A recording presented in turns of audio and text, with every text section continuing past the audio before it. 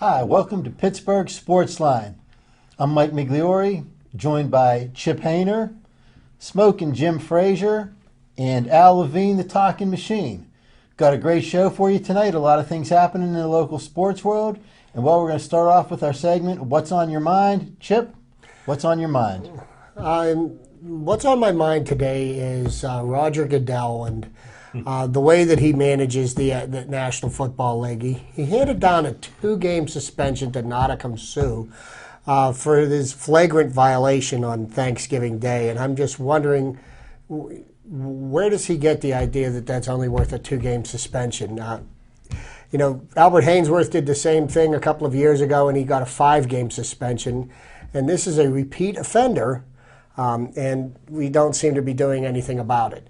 Now if this would have been somebody from the Steelers, for example, they would have probably been banned from football for life, or they would have been given a $100,000 or $150,000 fine. Now I know the fines aren't handed out till later on in the week, but right now they say that he's suspended for 2 games, and he's going to sit out this first game and appeal this in the hopes that he only gets a 1-game suspension.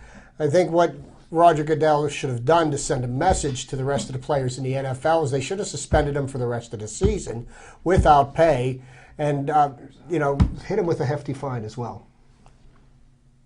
And that's what's on my mind, Mike. All right. Well, Jim, what's on your mind? Thanks, Magic Mike. Chip. So on my mind is Syracuse basketball right now. Jim Boeheim needs to be fired.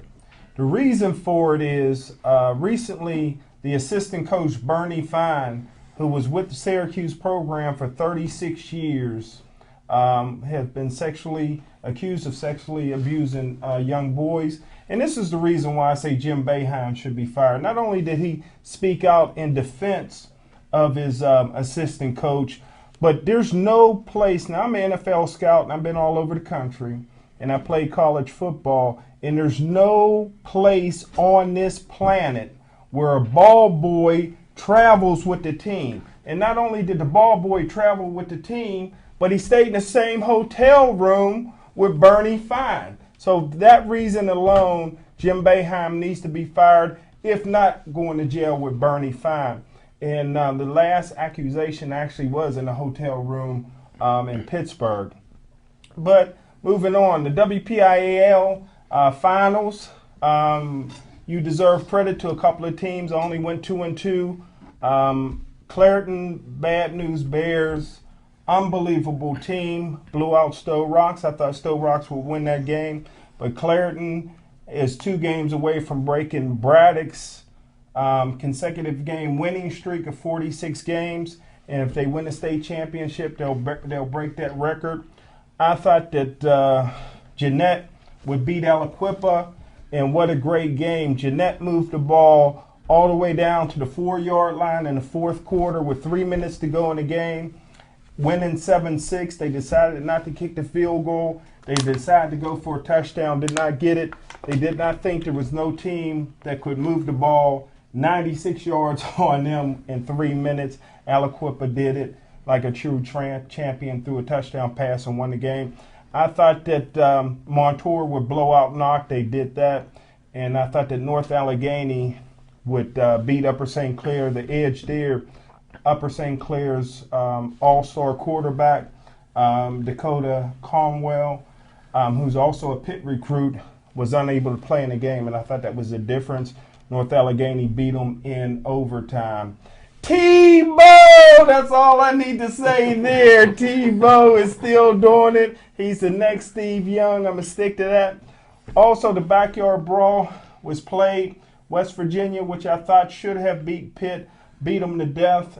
Pitt needs to win this weekend against Syracuse to remain bowl eligible. I think the seniors deserve to go to a bowl, so we got to pull for Pitt to win at Heinz Field.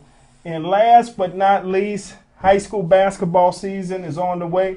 If you get a chance, get out to Gateway High School. Gateway is the defending Quad A basketball champ. They return the bulk of their team, the 2 All-Americans, 6'6", Tyler Scott, and 6'10", Barnett Harris. Also, look for Gateway's females to do well. Destiny Brown happened to move into the district in 9th grade. She led Quad A in scoring with 20 points a game as only a 9th grader. She's rated right now as a senior, one of the top 6 basketball players in the nation. Just signed a scholarship with Baylor, who happens to be the #1 team in the nation. So come see Destiny Brown. We do recruit. Oh, thank you, Jim. That was a pretty good recap of the entire sports world. Al, is there anything left to be on your mind? Let me take a little sigh here. I think I might think of a couple things to say, Jim. But that was a great synopsis of everything that was on my mind. Now I got to dig a little deeper. So, thanks for your thoughtful insights. That was just a great recap of everything. But I'm going to tunnel down here to the Pitt coaching and the Pitt players here. You have players that aren't really in sync with this coach. And I know he's trying to fire up some of these players, and they come out, scored, got the couple touchdown lead, and then what happened? They start losing it. He's still yelling. He's still trying to tell them to do what he wants to do. Even the announcer, I'm listening to the game, and they're saying how they normally were getting a playoff in maybe 10 to 15 seconds, and now they're still doing a hurry-up offense. Well, I'm looking at the 40-second clock, and it's going down to 7, 8, 9 seconds. So that means about 30 seconds it's taking to get a play.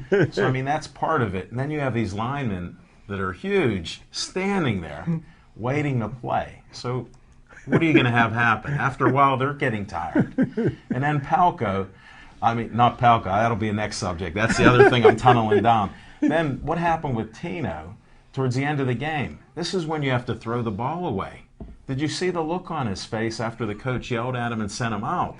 He just looked like he's not a dummy, but he didn't want to play anymore. He just ran into those sacks. He looked down and the receiver's not trying all to get loose, and he couldn't. And then he's taking a sack. How do you get 3 sacks at the end? Oh, my goodness. But let me go to Tyler Palco, another Pitt guy.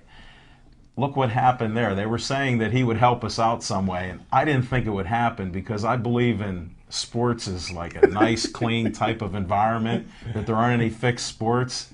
But doesn't it make you think that you're still driving at the end, which was almost impossible for them to even be trying a winning drive? Yet they were. And then what happens? The same old Tyler Palco. Great athlete, not that great of a quarterback. And then what was the signal by the receiver telling him to go straight down the field, and he cut the route short at the end. So a lot of miscommunications, but there was a lot of fun sports. We'll delve into some pro football later, I'm sure, and we have hockey and numerous other things. And Jim, we're going to have to let you take a little break for about 15 minutes here, buddy. Thank you. That's all I have for now. Well, guys, what's on my mind, as usual, is hockey. Washington Capitals fired their coach, Bruce Boudreau.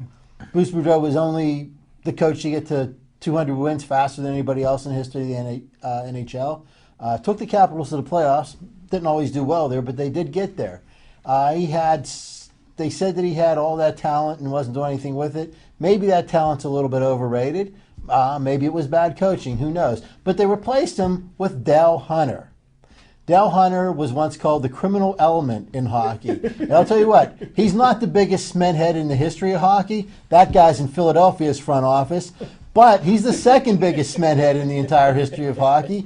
And they're going to go directly down the chute from here. He'll probably trade, Ovechkin for Daniel Carcillo, something like that, just to get his goon squad in order so they can come up and try to beat up the Penguins.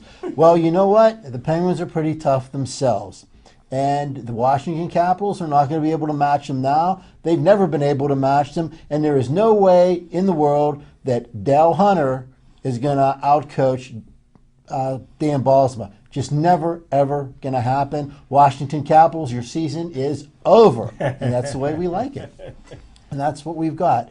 Guys, it's been a pretty big sports week. Jim covered, 98.9% of it already. But the Pittsburgh Steelers did play against the Kansas City Chiefs, as Al said.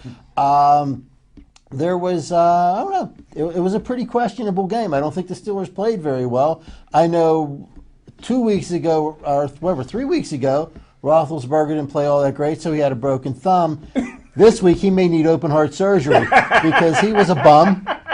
Tyler Palko, well, he didn't play all that great either, maybe, but he's a younger guy, and that last interception was not his fault. If you take a look at that play, that receiver went up in the air, saw the Steelers coming, and pulled his hands into his chest. He wanted no part of the ball. He wanted no part of being hit by the Steelers, and he threw the game away to make sure he didn't get hit. And, well, I would have cut him before he got off the field. But that's just me. Guys, how did you see the game? It's funny that the Steelers have a tendency, it seems, to play down to the level of their competition. Mm-hmm. And, they played the Patriots, and they looked like they could beat the world. And they played the Ravens pretty even up. And, Cincinnati's an up-and-coming team, and they played a solid game against them.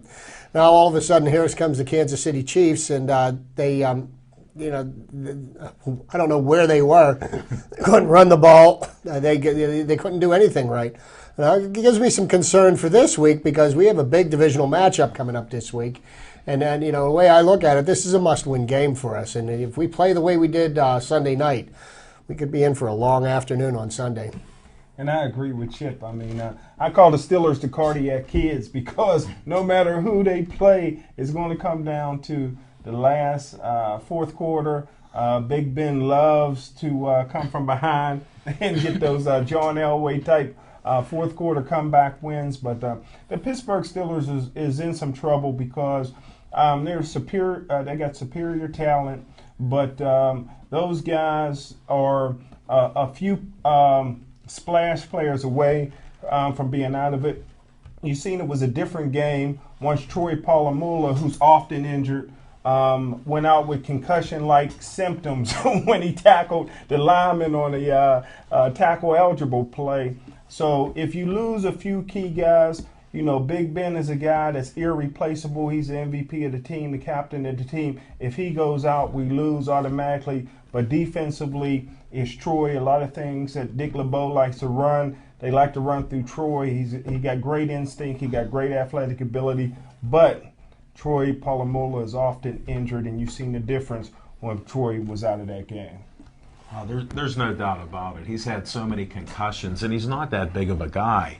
And that's the thing. When you're going low, which he has to go low, he's hitting his head, and those knees are hitting him pretty hard. I try to get the best helmet I could get out there, whatever would protect my head like that, because it's terrible to see, because he gives 110%. If half of those other guys tried as hard with the size that they have, what would they be like? I mean, what's that guy's name? Timmons? I mean, can you imagine if he was flying like Troy? So, I mean, that's one thing. And then I wanted to bring up again about the alligator arms with, Palko saw the signal, and he even, saw the guy saying he was going downfield. But he cut the route short, heard the footsteps. He didn't want to die, especially at the end, because that's what it's all about there. And that was a problem. So, I mean, the Steelers, it's the same old Steelers, what they say, because they play that level of competition like Chip and everybody's been saying, and it's a tough thing to put up with as fans. That's why I was saying before, we become schizophrenic. We're going to the Super Bowl after we beat New England. No, we may not even beat Cincinnati. But hold it, we got Dick LeBeau. He plays chess with those players, and even though the rookie had a good game last time, Dalton, my hat goes off to him. He's going to be a hell of a quarterback. Cincinnati's so much of a better team without Carson Palmer and Ochocinco. I mean, don't you think they were a cancer on the team? Oh, absolutely. Okay. And Terrell Owens was even a bigger mistake for them to bring in. They had the two biggest prima donnas in the NFL on both sides, and you look at them now, and they all the way around they're a better football team. And Dalton is doing what they need a rookie quarterback to do. He's not losing games. Okay, and he's only made a few of those mistakes that you see that are rookie mistakes, which it's going to happen. Yeah, it's going to happen, but I'll tell you what, Cincinnati's going to be a force to be reckoned with over the next few years with the nucleus of young talent that they've got in there now. Plus, they've got those draft picks they got.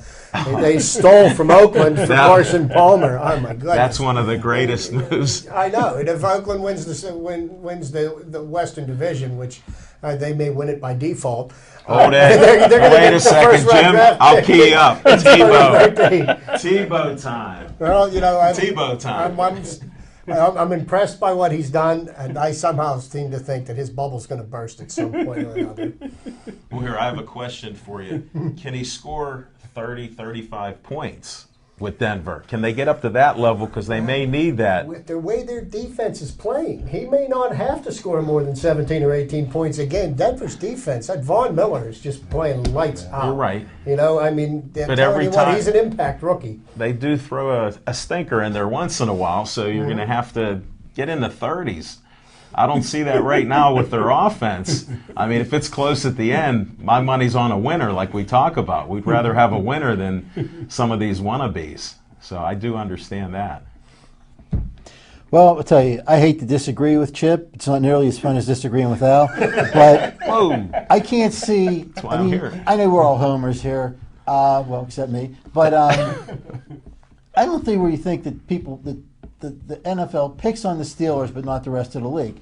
To me, I think if rape is worth a 4-game suspension, then trying to stomp somebody's head into the dirt is probably worth about 2. So it seems about right. It's evened up there. So that's pretty even, I think. I don't think they pick on the Steelers all that much. Not so much that they pick on the Steelers. It's just that the message that they're sending with the minimal fine that they're giving him is that the behavior that's being exhibited in Detroit right now, and that's okay. And at some point they got to stop that. And if the coach won't, the commissioner should. It doesn't look like anybody's going to. I got to agree with Chip there. He should have been suspended the rest of the season. No questions asked. As simple as that. Well, you guys are really, embracing this new NFL. If you go back to the Mike Dicker days, Mike Dicker stomped and was stomped. Dick Bucket stomped. Jack Lambert, Mel Blount would slam you on your head. Today's NFL, in those trenches, everything's going on. But don't think that the commissioner came down lightly on the fine. He's getting a 2-game suspension without pay. So he's probably earning $750,000 a game. So that's $1.5 million. So I don't think the commissioner throwing another $50,000 fine on $1.5 million is going to do. It's not that much. They say he only makes $82,000 a game. Wow. So ultimately, his 2-game suspension, because he's still under his rookie contract. They front load that with the bonus money. So they do that for cap purposes. But yeah, I read a report today. Actually this afternoon on ESPN that his game checks are $82,000. So that's $164,000. Now, I'm sure he probably got a $10 or a $15 million signing bonus. That's change. Chump change. That's change. Definitely. But in point to you, Jim, with the old days, there was a guy, one of the dirtiest football linemen in history, Conrad Dobler. From the Cardinals, yeah. And he had made the quote, and I read a book about him. I love him, man. Yeah, just a fantastic. But his idea was, and he said other players did it, that they fouled on every play because they knew they weren't going to get called for every play. And that's how tough it was back then. And now it's changed, and not necessarily for the better. I mean, look at the Steelers. Didn't Dwight White, Joe Green have a head slap that they made illegal? Oh, yeah. There were guys that were unconscious standing on the line. That's how they come in. Deacon Jones made the head slap famous. Yeah, Right. But our guys perfected that too. Mm-hmm. Not that they were taking steroids or anything back in the 70s, but they did have some power, and they changed the rules. Well, like I said, I agree with Chip in this regard, is that the one way to hurt a player like Sue is to make him sit out. All the fines in the world is not going to deter him from playing his game. He loves to play the game. And I think the guy blacked out. If you looked at his press conference afterwards, yes. I really believe that he didn't think he did anything. Why are you throwing me out of the game? Maybe he blacks out. Maybe he's 2 different guys. Maybe schizophrenic, something. But, how about rage? How about just the rage? Yeah, rage. Because he was so mad. Yeah. that you know yourself, if you get mad, you may not think about Yeah. the actions that you're taking. Yeah. I don't think he ever remembers. Well, you know, stomping on when that his guy. actions start affecting his teammates, okay, and for him to get suspended 5 games and then maybe hurt their chances to make the playoffs, then maybe his teammates say to him, "Hey, you need to tone it down because what you're doing is affecting me and my ability." Detroit had a chance against Green Bay. No, He couldn't wait to get out of that game. He was down to Jason Rodgers and those receivers. No, you know, I mean, to be honest with you, the only team that I think could possibly He give looked Green like Bay a a game Gremlin marching band over those lines. is The the way whole New band, Orleans though. played They last looked night. like the whole band. You know, if you saw what the Saints did offensively last night, they could Yes. possibly give Green Bay a game if they played in the Dome. But because they're going to have to play them in Lambeau on that skating rink, I don't really see anybody giving Green Bay much of a fight. Right, if Green Bay doesn't beat Green Bay or play to the level like our teams do, that'll be the difference. They're just playing lights out. Only thing we can hope for is that Rodgers get distracted by making another commercial. Yeah. State Farm. I'm a robot. The trips on his way off the bus. Yeah, that's it. Well, if you're watching, you can see that all of us are very opinionated. But you can also see our phone number up there on the screen. I got the phone sitting right here next to me. If you're opinionated, give us a call. Let us know what you think. 412-831-3304. I've said it each show, Mike, so I had to interrupt you there, buddy. Yeah, because I can't read that. On a downer, I guess a sad note this week. A couple weeks ago, we lost a great heavyweight championship boxer, Joe Frazier. And just a couple of days ago, another great heavyweight that we talked about recently, Ron Lau, passed away at the age of 70. A guy who was never world champion, but put up a lot of great fights. Like I said once before, the fighters in that era were probably, I mean, that was the golden age of the heavyweight boxers. He fought Muhammad Ali for the championship and lost. He fought a great fight, one of the greatest fights that I've ever seen against George Foreman, where they knocked each other down like 2 or 3 times around. One guy go down, get back up, knock the other guy down. This guy was a very gutsy fighter. Had an outstanding punch, one of the hardest punchers maybe in the history of boxing. And, well, if you look at these guys, even starting with Mike Tyson and everything after him, Ronnie Lau would have killed Mike Tyson in the ring. He was one of the hardest hitters. He had a great jaw. And one of the things that he had going for him that none of Mike Tyson's opponents ever had was he was not afraid of anything. And, well, Jim, I know it sounded like you might have disagreed a little bit, but you have to agree that Ronnie Lau was a great indigestion heavyweight down there. fighter. I do agree with that. Absolutely. Wow, our first call. Pittsburgh Sportsline, what's your name? What are you calling about? I couldn't wait to call Mike. This is Smoking Jim. Who? I couldn't wait to get in, man. When TV history. I had to call Mike when you talked about Mike Tyson, who I think is one of the top 5, not only heavyweights, but one of the top 5 fighters of all time. Too bad Mike Tyson had to get old, but when he was in the prime from 17 years old to 21 years old, not only was he the baddest man on the planet, but he might have been the baddest man in the history of this universe. I agree, but Mike Tyson at one point in his career was probably one of the better heavyweights that ever lived. Up until the Jim. time that Don King got his meat hooks into him, because he ruined him. After he became a Don King protege, he lost his focus, and when he was with Costamato, he had that kid's head screwed on straight, and he was one hell of a fighter then. But Don King has sucked the blood out of quite a number of professional boxers in his career, and he bled Tyson dry. Chip, you bring up a subject that I talked about before, that how can a guy like Don King have both fighters on a card? To me, that tells you the whole story right there. Not that sports is fixed or anything, or those fights might have been orchestrated, or the money was just coming into Don King, or any of the above. But that's what we talked about. It's just is a shame. And all of these fighters, the shape they're in and when they're in their prime, from what I noticed in the 70s, I was lucky to grow up then and see these fighters, and just the shape that they were in and the toughness that they had, and how few fighters after that came around. Because look at how many you had during our era of watching that.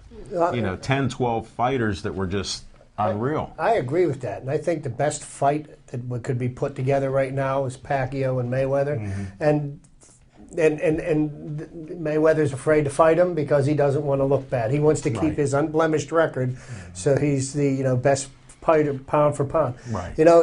Back in the 70s and the early 80s, you had so many good fighters. Alexis Arguello was in his prime. Aaron Pryor. They had some battles. You had Tommy Hearns. You had Marvin Hagler.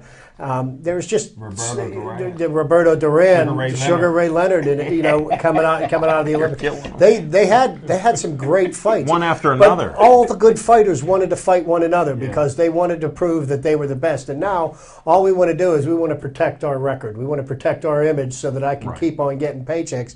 I just that's one of the things that saddens me about boxing now is that Pacquiao and Mayweather, why are they not fighting? Right. Somebody will pay. I mean, that'll bring in hundreds of millions of dollars on pay-per-view.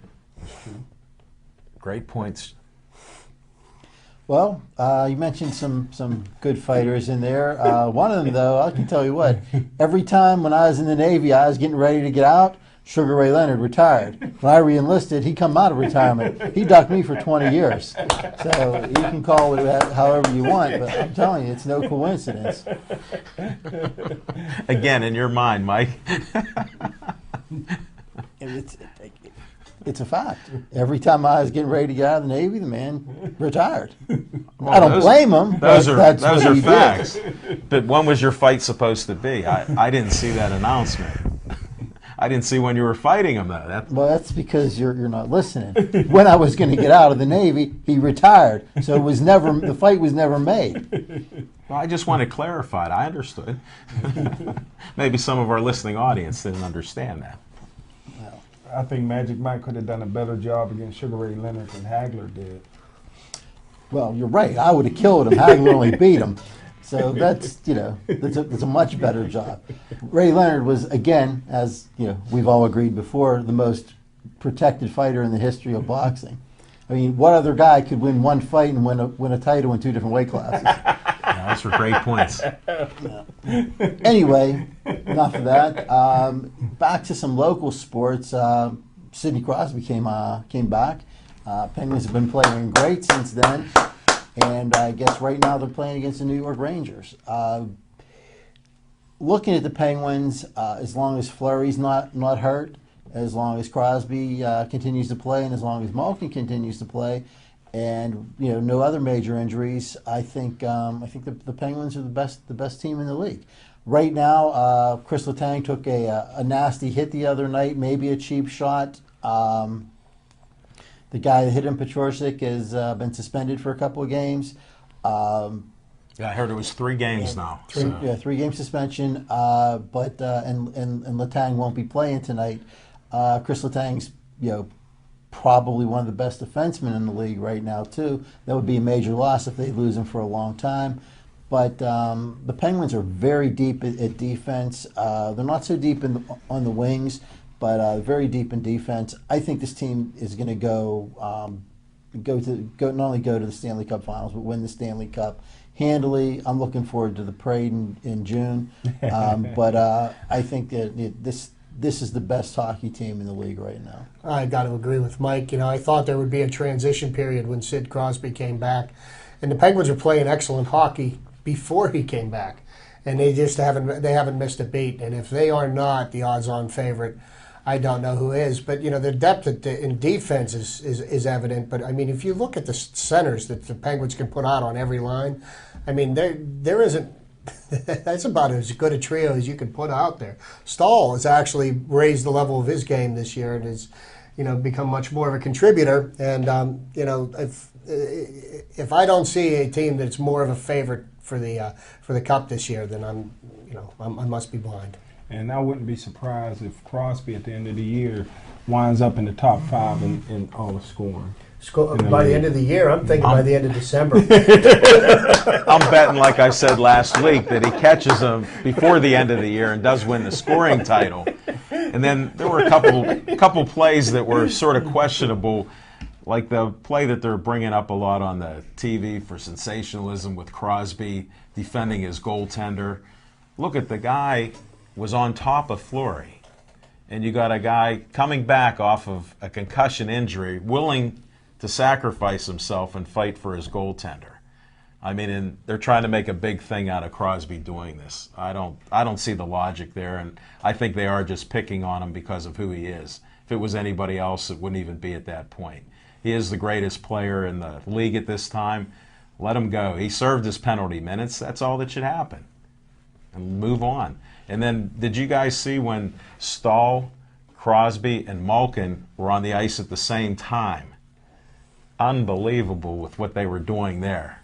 And Bausma's just a genius with how he maneuvers those players around, in and out, back and forth. And, you know, we have 3 solid lines, actually 4 lines that are going pretty well there.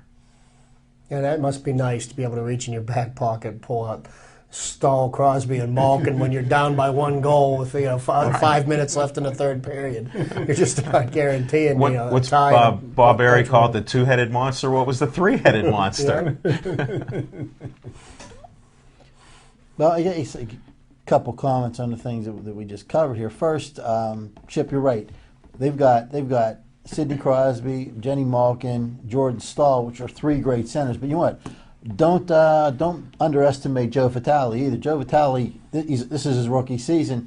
He's going to be a very good center for the Penguins, hopefully for a very long time. So you've got 4. If you add Richard Park, you've got 5 centers down the middle that carry the Penguins a long way, and a couple other guys like Adams that can also play center if you need them to.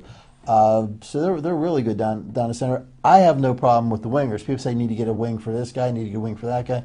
Our wingers are very good. This is a very, very good team, and this is absolutely nothing to downgrade Sidney Crosby or whatever. Everybody talks about he's the greatest player in the league. Sidney Crosby might be the greatest player in the league, but he might not be the best player on the team either. If Jenny Malkin is an outstanding hockey player, and well, even he or Sidney might neither be the best player on the team. Marc-Andre Fleury is definitely the best goalie in the league right now. He may be the best or most valuable hockey player in the league right now because he covers up a lot of mistakes that the Penguins make. He stops shots that nobody else is going to stop. And while I've always, of course, known that Marty Brodeur is the greatest goalie in hockey history, Marc-Andre Fleury may catch him someday. Why do you think he's underappreciated, especially here in Pittsburgh, Marc-Andre Fleury? Well, everybody's underappreciated here in Pittsburgh. They badmouthed Roberto Clemente, when he was playing. But I think, for example, last year he got off to a slow start, lost a lot of games at the beginning of the season. There were times that even though he makes some very, very good saves early in his career, he would make some spectacular saves and then give up some soft goals.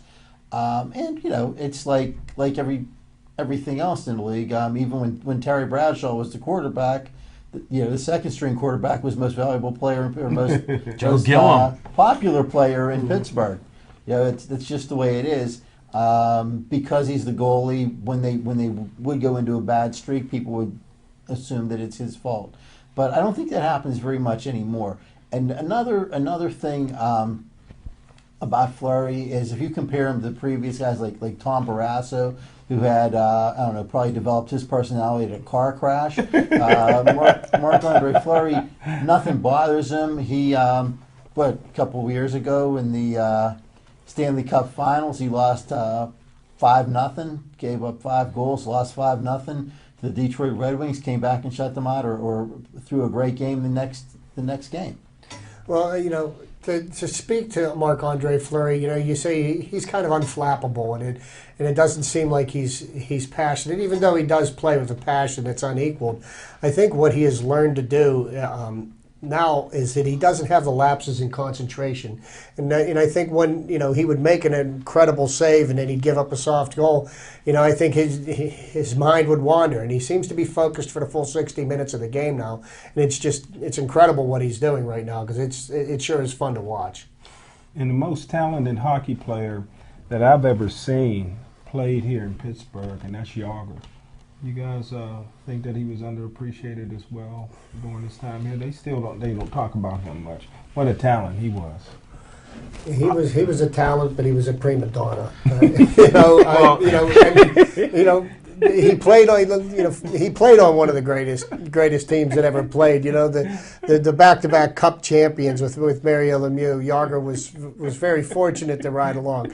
But, the reason why Yager is not one of Pittsburgh's favorite sons is because of Jaromir Yager. I mean, he did everything he could to put a sour taste in everybody's mouth, and I think his talents will probably never be appreciated here. Well, I always liked him and thought he was a good player, but again, like you say, they come from a different environment. His work ethic, how could you deny that? There's a guy whose thighs were bigger than Sidney Thornton's thighs. And when he would come up and down the ice, how many guys could muscle the puck off of Yager? So, I mean, he learned the game, and he was a young kid when he got here. They were taking him, giving him Kit Kats and taking him to strip clubs. So, I mean, he had a whole jaded outlook just on life. How could you be normal after something like that? I mean, that's how I put it in perspective, which maybe it's a little odd way to look at it, but, he is one of the greatest hockey players that we had. It was easy to make Yager blush. Exactly. Well, you know what? I think first off, I think Pittsburgh hockey fans may be a little spoiled because for a very long time we had the best player in hockey on the Penguins with Mario Lemieux, Jaromir Yager, and right now, whichever one of them, Sidney Crosby or Malkin or Fleury, we have the greatest player in the league on the team again. So, you get a little bit spoiled like that. I always like Jaromir Yager. It's well publicized that I hate Philadelphia and I love Pittsburgh. But if you offer me $2 million to stay in Pittsburgh and $3 million to go to Philly, I'm on the turnpike. That's you can't blame a guy for doing something like that. Doesn't mean you have to like him. Okay, he shows up in orange, I've got to hate him because that's just the way that is. But, the same with Max Talbot and anybody else that left from Pittsburgh and went to Philadelphia, or anybody that left from anywhere and went to Philadelphia. Once you get there, you're there.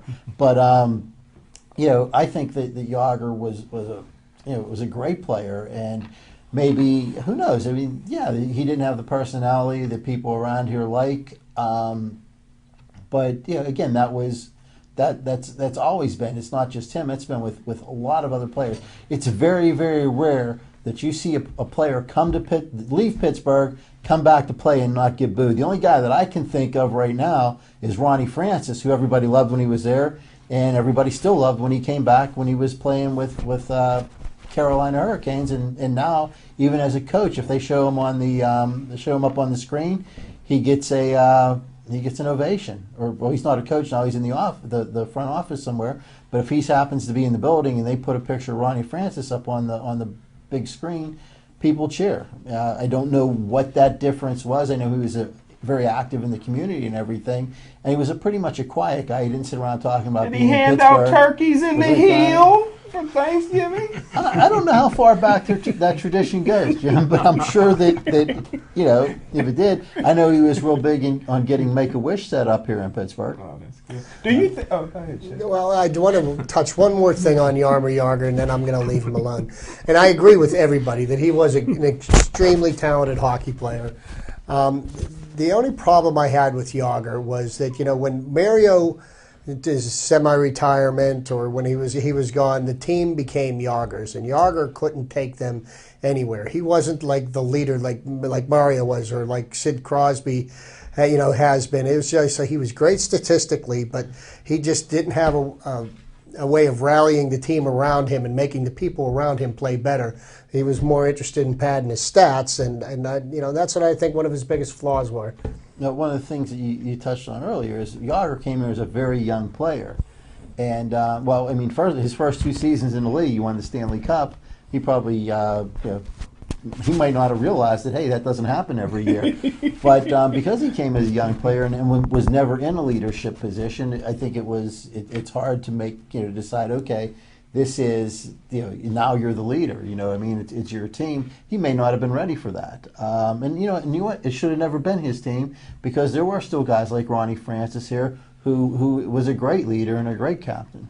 On Mike's point, some guys aren't really captains or leaders. They'll show by example on the field or the ice, but they shouldn't be a leader. I mean, he was never cut out to be your leader. I mean, where are you going to follow him to? The strip clubs? Or go down the street at 105 miles an hour in whatever car he has? I mean, those aren't things that are conducive to team sports. And I just think he never should have been a captain, maybe an assistant captain, at best. And that put him in a situation where there's no way. And just with the Europeans and how some of them think, they think different than us. What he's belly aching about, we could care less about. But to him, it was all about, he wasn't feeling right. He was being mistreated. But yet he was playing and scoring 5 goals, winning, scoring championships. So to me, the bottom line is what counts there. And he had a great career, and he was put in positions where he shouldn't have been a leader. And Al knows more about blacks and Europeans than anybody I know. But Yarger was never comfortable with that C on his jersey. But do you guys think that the Penguins can ever get out of the huge shadow that the Pittsburgh Steelers has put on this town? I mean, you're talking about Steeler Nation. They're probably the most popular team in the country, if not the world. No, they cannot. Sorry to interrupt you. That's hard to say, because I think hockey couldn't be more popular. It's at its apex right now in Pittsburgh, and the Penguins are going to be, the younger cousin of the Steelers. I mean, Western Pennsylvania and football are the two things that have been synonymous since the beginning of time. I mean, we got high school football games that get 5,000-6,000 people on Friday nights, and you go to other than in Texas or some of those cities, you don't see that happening. So football is ingrained more. But I'm telling you now, I drive around the neighborhoods in Pittsburgh doing my job, and I see hockey nets set up and kids out there playing street hockey, like all over the place. I mean, hockey is definitely, it's catching on very big here. And, I don't know what the youth league attendances are, but I'm sure that they're big, but they're never going to be anything like what the Steelers. Well, to try to get ice time, like my cousin that has this hockey team, they have to practice at 9:30 on Monday in the evening at Harmerville, and they practice, guess what, on Wednesday at 10:30 at night. And these are college kids. They don't have any juice to get in there earlier, because guess what, all these kids are out there playing hockey. Wow. So there is a lot of interest. It's been growing and growing, but you just don't have a system here. You have many more games. I think that dilutes some of the interest that you have with the fanatics that are Steeler fans. Plus, it's generational. Since the 70s, when all the jobs went away, we don't just travel well, we live well in all those cities. And that's why the Steeler fans are there. Good point. And they miss a lot of that. So I'll give it to Mike now. I know he might have an opinion or two on this. Well, I'll be honest, I'm kind of surprised it took you this long to mention your cousin that plays. But since you have mentioned him, why don't you throw his name out there, since he is going to be our guest on next week's show? He's our mystery guest, Stu Rolnick, the head coach of Pitt Hockey. Thanks, Mike. Yep, Stu will be our guest next week. Be sitting in here with us for the hour. Probably have a lot of insight not only on the Pitt hockey team, but can tell us a little bit more about talk a little bit more about the Penguins and the local hockey scene. I think that first, Chip, I'm not so sure that the Steelers have been popular in Pittsburgh since the end of time. They weren't always all that good. They weren't really always all that popular. And at the time that Franco Harris caught the Immaculate Reception, it'd probably be hard to find 10 people in Pittsburgh that could name 5 of the Steelers. But once that happened and once they started winning, and again, it was at a time when Pittsburgh was on a downturn as far as employment and stuff like that, because the steel mills are in trouble. The Steelers became something that the people could rally around, and that became very popular, and it was something that people from Pittsburgh could be proud of. I don't like them all that much anymore because of things that have gone on with the organization and stuff. But when I was in the Navy and I was like, all over the world or stuck on a ship with people from every other city in the country, it was very easy for me to throw the Steelers in their face. You know what I mean? Especially, well, to be honest, 1979 was my best year in the Navy because the Steelers and the Pirates both won, and I could talk trash to anybody I wanted to. Well, the Steeler teams from the 50s and 60s, the only claim to fame that they had is that whoever came to Pittsburgh to play were good in black and blue by the time they left. The Steelers didn't win very many games. There used to be a bar in Brentwood where Ernie Stoutner and Bobby Lane would drink until 6 or 7 in the morning prior to game day. And my father and my grandfather worked up there, and they, those were two Hall of Famers, albeit they made the Hall of Fame playing for other teams. But those were people that when they played on some bad Steeler teams. And I do remember, I saw them play at Pitt Stadium back in the 60s, and, it probably wasn't more than 2,000 or 3,000 people at the game. Well, that's where that same old Steelers come about. And when I worked at the newspaper for all those years, some of these guys drank with Myron Patios and some of these other guys. Mm-hmm. And they said they were out there because they'd finish up work on a Saturday night at 4:35 in the morning. They go to an after-hours club. They would hit these clubs until 10, 11 o'clock. They said Bobby Lane was buying them drinks, Myron Patios, these guys are buying them drinks. They'd go out and play the Sunday morning. They didn't even go to sleep. Did anybody from the newspaper get high with Van Morris, or they just... Same thing. Yeah. I think Myron Cope was with them. Well, back in those days, they didn't have the media coverage, and you didn't have instant access to everything. Immediately it's on YouTube. So whatever players do is so microanalyzed now. But back then, you think about Babe Ruth. He's one of the biggest drunks that ever played. If they would have seen what he did when he wasn't on the field, he would have been banned for life. It's ironic how you bring it up, but there's a sign out there about Babe Ruth. I think it's something about, perseverance because he come from an orphanage and everything else. Really? Oh, yeah. I've read a couple books there on it that he come from nothing and did all this stuff. Look, he was one of the greatest left-handed pitchers. Wow. Then they sold his contract because he was a great hitter, and that started the curse of the Red Sox. And look at the career he had with hitting home runs. Is it true that sometimes he had more home runs by himself than the whole league combined? Yes. Wow. That's true. Wow. But then I know I don't want to pull the race card out, but your man Josh Gibson, if he was given a fair chance, he may have set every record in the book. He may have hit 800 or 1,000 home runs. That's what Magic Mike said. Or even Satchel Paige may have even hit. Well, look, as an old man. Got close to Cy Young's 512 wins. Wow. Satchel Paige, he would pitch every other day of the week. No, he would pitch double headers, triple headers. Then they'd go travel on a bus because they couldn't stay in the hotels where they were invited to play in that city. There's no such so they thing had as to a travel. Pitch count then. Right. And then he had all those strange pitches that sometimes he'd even throw the ball and they were swinging at it. That's you're getting us going on baseball because we're not going to talk about our team here. But these are some legendary players. Well, we need to be proud of the Pirates. How often do you get a team that's in the Guinness Book of World Records? Now, it's 4 consecutive losing seasons, but hey, that's something to be... 19. Hey, that's noteworthy. Guinness Book of World Records. Yeah, and what city did we beat? Philadelphia had the longest losing season in sports, longest record. So we're not Wasn't proud. Philadelphia the first team with 10,000 losses? Yes. Yes. We're bringing out all kind of trivia. Too bad Apparently nobody's not going to calling be the it. last. Not yet. Not yet.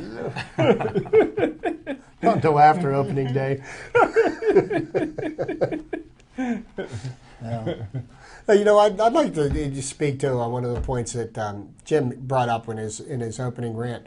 And he did mention that the Syracuse basketball sex scandal, and I have to agree with Jim that Jim Boeheim, they need to make him go away. I mean, Joe Paterno became a scapegoat for the accusations against Jerry Sandusky, and to Jim's point several weeks ago, he has not yet been proven guilty, and there is the presumption of innocence. And by the same token, but for Jim Boeheim to come out in defense of this guy, and then I don't know if you heard the telephone conversation when they aired that on ESPN, okay, and then all of a sudden now he's backtracking, right. And the president of the university is now backing Boeheim, then they both need to go, yes, and because yes, if it's a serious enough accusation to make an icon like Joe Paterno go, I know Boeheim's an icon in Syracuse, then you know what? Then we need to make him pay the same price as well. I have to interrupt you on a separate subject. My sister Hope is watching the hockey game. Avery and Kennedy are having a fight, and she just reported it's 4-on-4 right now, and there's no score in the Penguin game. So if anybody's listening and interested, my biggest fan, my sister, just texted me that information. Keep Hope alive. Thank you, Hope.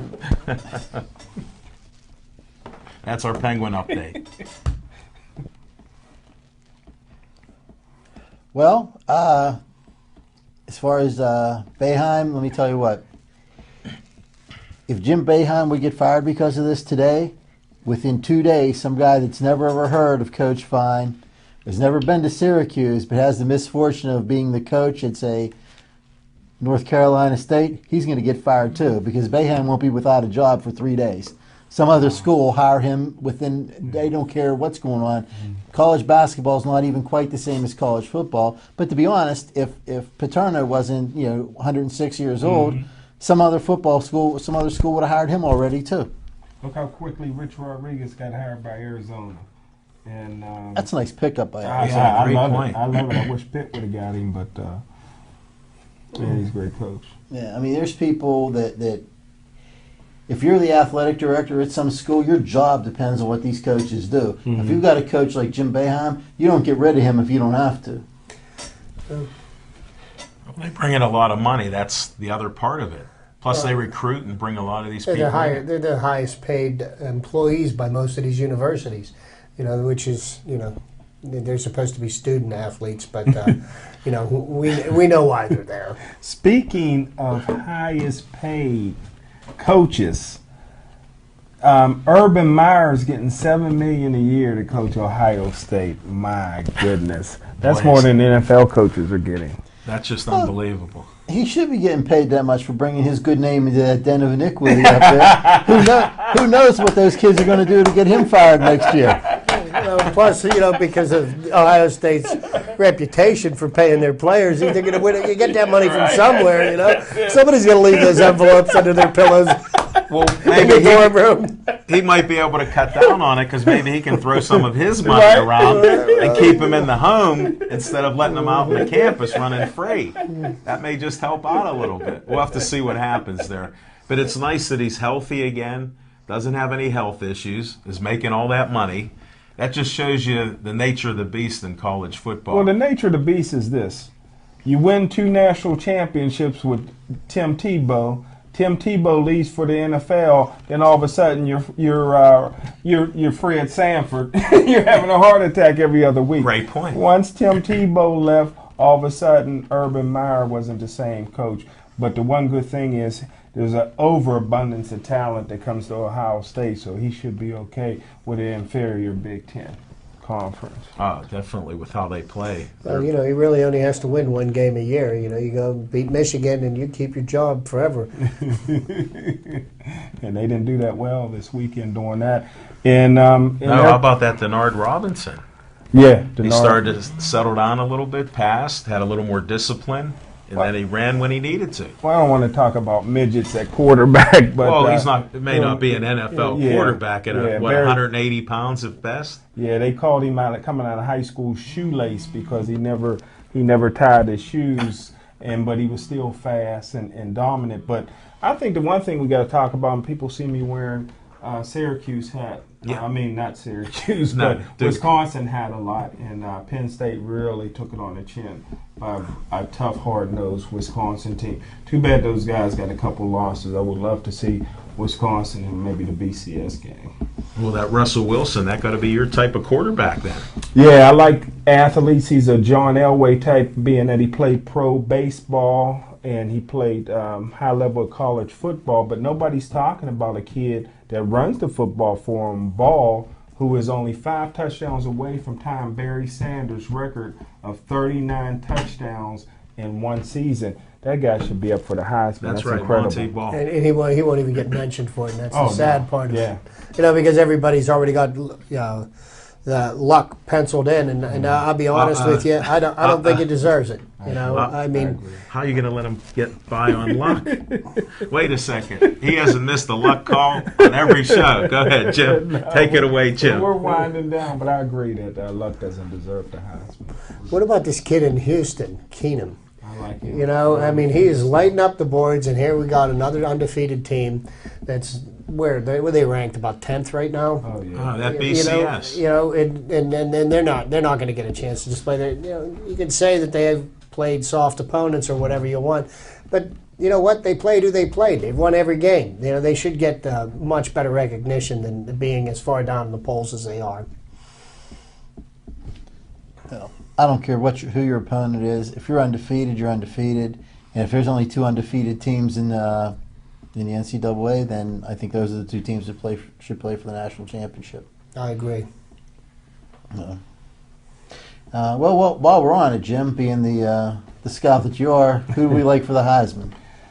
Well, I think it's a done deal. I think that what they try to do anymore, it doesn't go to the best player. You won't see a guy with 3 or 4 losses like Barry Sanders was when he played at Oklahoma State, win the Heisman Trophy. He was clearly the greatest player in college football. But I think it's more of an image thing. I think that they like, the student athlete, the thing that Andrew Luck represents.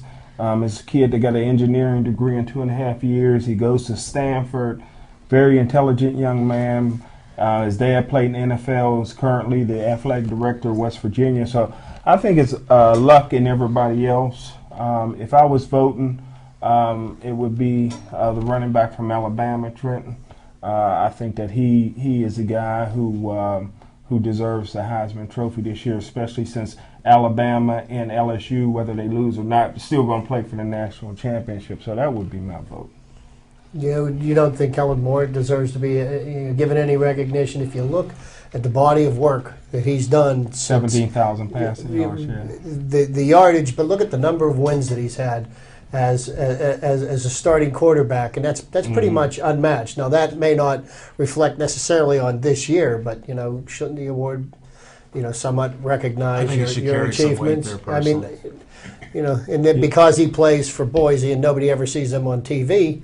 He's not going to get any consideration. Yeah, I mean, I would say that, but the whole thing what you said is recognition. He got no recognition over the last 2 years, so he's not even going to be invited to New York. But definitely, he's deserving of it. But they do have an award called the Johnny Unitas Award for quarterback, so he should maybe win that. Well, thanks, guys. It's been a good show. Thanks for watching, and check with us next week. We're going to have Al's cousin here. And we'll talk a little bit about some hockey, a little bit about Pitt, and I'm sure we'll cover just about everything else that's going on with the sports world. Thanks a lot. See you next week. And stay tuned for Jim's rant next Tuesday. He may be on first.